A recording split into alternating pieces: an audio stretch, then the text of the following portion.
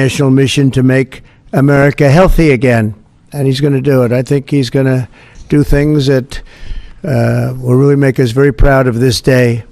Like his father, Senator Robert F. Kennedy, and his uncle, President John F. Kennedy, Bobby has devoted much of his life to serving his fellow Americans in his campaign for president, and he was a very tough competitor. I did not like it at all. I said, let's get him on my side. But in his campaign for president in 2024, Bobby brought together a coalition of supporters across party lines, and he really worked very hard, and he had tremendous support, unbelievable support, and I think a lot of that support came my way when we decided to do a little merger, and it was really great, and it was very loyal, incredible people. They believe in him so strongly because he's a fierce advocate for the health of our children and for the values of free speech, democracy, and peace. And people are going to be very impressed, I have no doubt. Perhaps most importantly, though, Bobby created a nationwide movement made up of millions and millions of mothers and fathers and young people and concerned citizens of every background who want to end and this horrible chronic disease crisis that exists in America. He's absolutely committed to getting dangerous chemicals out of our environment and out of our food supply and getting the American people the facts and the answers that we deserve. After years in which our public health system has squandered the trust of our citizens, and they really have. They don't trust us. They don't trust anybody, frankly. They've gone through hell. There's no better person to lead our campaign of historic reforms and restore faith in American health care. And Bobby's going to do it. The United States spends more money in health than any other country on earth, but we're growing sicker every year. We're not as healthy as countries that spend just a fraction of what we spend, so there's something wrong. He's going to figure it out. In recent decades, we've seen staggering increases in cancer rates across all age demographics, including more than 40% increase in childhood cancer since 1975. Who can believe that? And an explosion in other chronic childhood illnesses. Not long ago, 1 in 10,000 people, children, had autism. Now it's 1 in 36. Think of that. 1 in 10,000. 1 in 10,000. Now it's 1 in 36. Who can believe that? There's something wrong. There's something wrong. And I think it's something that can be found out. In 2022, more than 40% of children had at least one chronic health condition, and today nearly 80% of young adults do not qualify for military service, in large part for health reasons. Think of that, 80%. Something is wrong, and that's why immediately after Bobby is sworn in, I will be signing an executive order establishing the President's Commission to make America healthy again. We have some great people on that commission. Chaired by our new secretary, this groundbreaking commission will be charged with investigating what is causing the decades-long increase in chronic illness, reporting its findings, and delivering an action plan to the American people. And it's going to be a plan that people are really waiting to hear. Bobby, I want to thank you. You've gone through a lot. It's taken great courage. You've been amazing, actually. I'd call him and say, you're going to be okay. And he said, I know, I really do. He's really been supported amazingly by Cheryl and his family. And it was very tough. It was a very nasty group of people that were after him, but he was tougher and he was smarter than they are. And that's why he's here today. There are very few people that could have withstood the assault, but he was able to. So I just want to congratulate you, and we have a very special person here to swear you in, a man that I think has done I think he's just an amazing man. As you know, his name happens to be Gorsuch, and he's a member of the Supreme Court in extremely good standing. He's highly respected by everybody. And I didn't know, are you two friends or something? Or did this just happen to be the justice? Did this just happen to be the luck of the draw? What happened? I reached out to him. Did you reach out? Well, you reached out to a very good man. So please, if you would, thank you very much.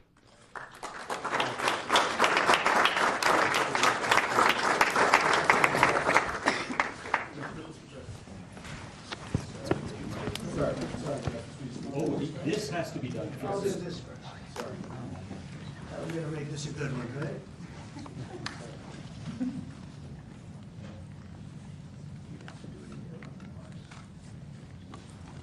Okay, it's good so far, Bobby.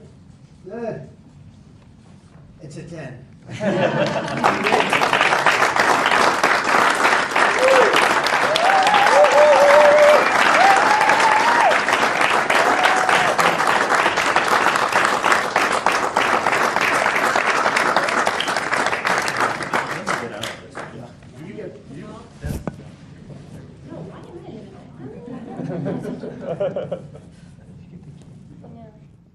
Go in there, get the kid in there, go in there, get the kid.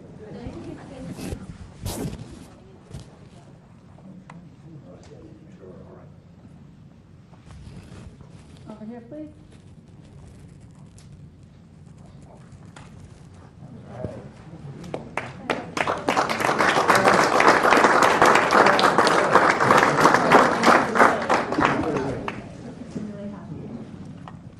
Would all the family like to join?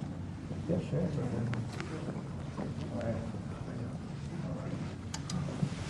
Please place your left hand on the Bible and raise your right.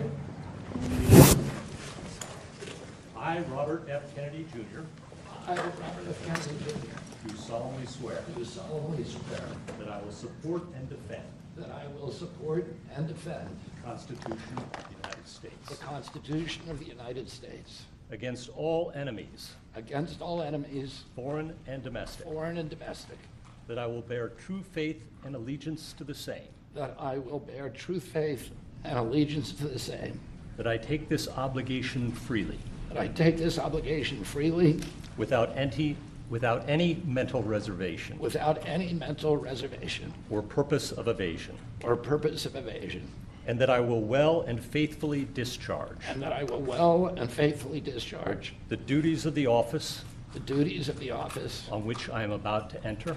on which I'm about to enter, So help me God. so help me God. Congratulations, Mr. Secretary.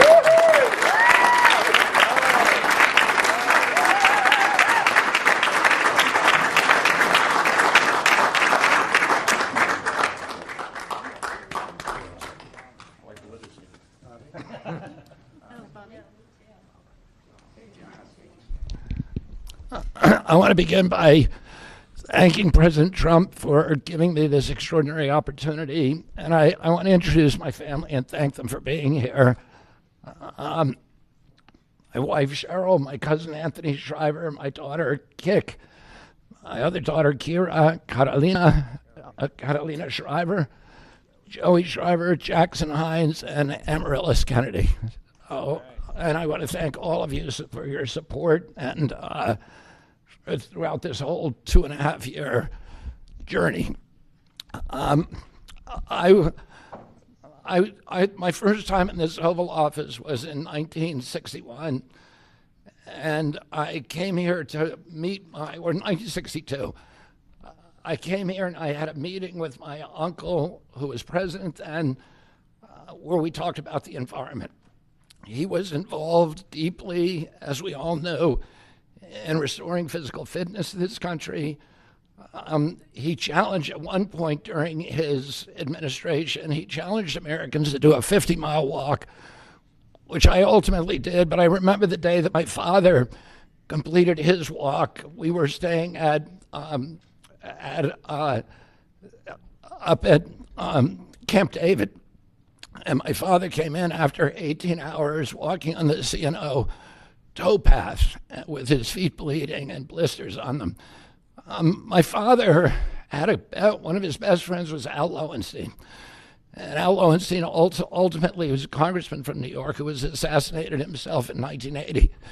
But Al Lowenstein had started the Dump Johnson movement to get rid of President Johnson and end the Vietnam War. And at the time that he started it, people just thought it was a fool's errand.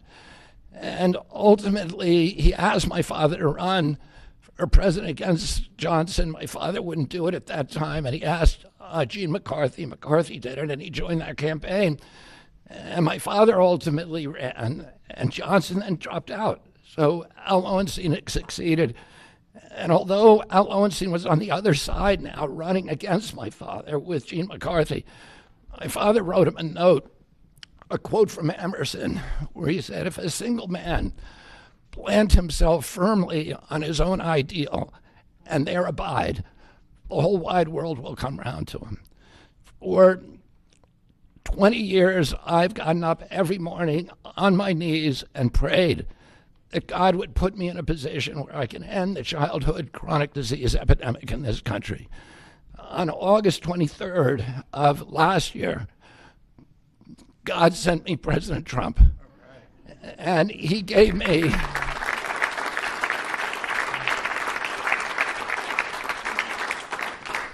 he's now given me, he's kept every promise that he's made to me. He's kept his word in every account and gone way beyond it. I'm so grateful to you, Mr. President. A lot of people told me that I couldn't trust President Trump, that I better get it in writing. And we did a handshake, and everything that he told me he was going to do, he has done. And I'm so grateful to him, and I've told you before, I genuinely believe that you are a pivotal historical figure, that you are going to transform this country at a time when we see all of the indicia of democracy now in tatters in our country. We see the rise of the military-industrial complex, the rise of totalitarianism, these attacks on our Constitution, and this breathtaking epidemic that is disabling our people. President Trump has promised to restore the American dream in this country. A healthy person has 1,000 dreams. A sick person only has one. 60% of our population has only one dream, that they get better. President Trump has promised that he's going to restore America's strength. But we can't be a strong nation if we have a weak citizenry. If people are sick, 60% of our people are sick, 77%, as President Trump mentioned, of our children cannot qualify for military service. And we need a man on a white horse now. We need somebody who is willing to come in and has the spine and the guts and the strength to challenge orthodoxies, to stand in the way of vested interests, and to break institutions that have turned against our democracy. President Trump has shown again and again that he is that hero. And most recently, I greatly appreciate it, and I called you the day that you announced the termination of USAID. My uncle started USAID in 1961 for humanitarian purposes, to put our country on the side of the poor. It has been captured by the military-industrial complex. It has become a sinister propagator of totalitarianism and war across the globe. And very few people understand how sinister this agency really is. And President Trump saw that, and he stood up to it with a masterstroke. And we want to do the same thing with the institutions that are stealing the health of our children. We need a revolutionary figure, and you are that figure, and I'm very grateful for you for giving me this opportunity. I want to recognize some of the allies that I've had in this battle for a long time: Senator Rand Paul, Senator Ron Johnson, Senator Roger Marshall, Marjorie Taylor Greene, and Buddy Carter, who've all been champions of the MAHA agenda before I even came along. I'm very grateful for you for standing strong. Thank you very much, President Trump.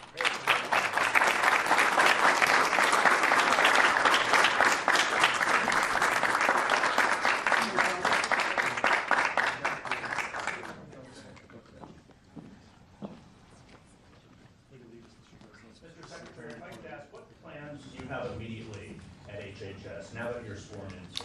He's going to be running it. He's going to do a great job. What would you like That's to my see to plan. do first, Well, Mr. he's going President? to find out a lot of secrets that have been maybe kept from us, but he's going to come up with some solutions to some big problems, health problems. And I think he's going to go down in the record books. I really have confidence. This group has even Rand has confidence, and that doesn't happen often.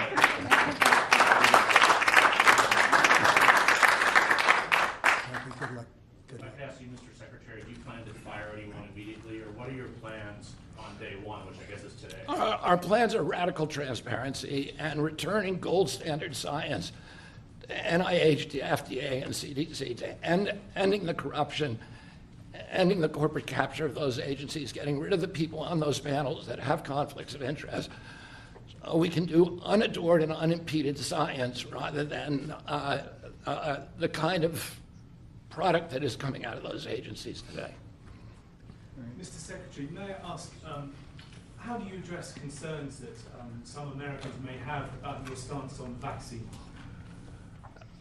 When people actually hear what I think about vaccines, which is common sense, which is vaccines should be tested, they should be safe, everybody should have informed consent, people are reacting because they hear things about me that aren't true. They hear characterizations of things that I've said that are simply not true. When they hear what I have to say actually about vaccines, everybody supports it. Mr. Kennedy, Kara Keshnova from Lindell TV. What's your message to Democrats in the Senate that fought so hard to keep you from taking this position?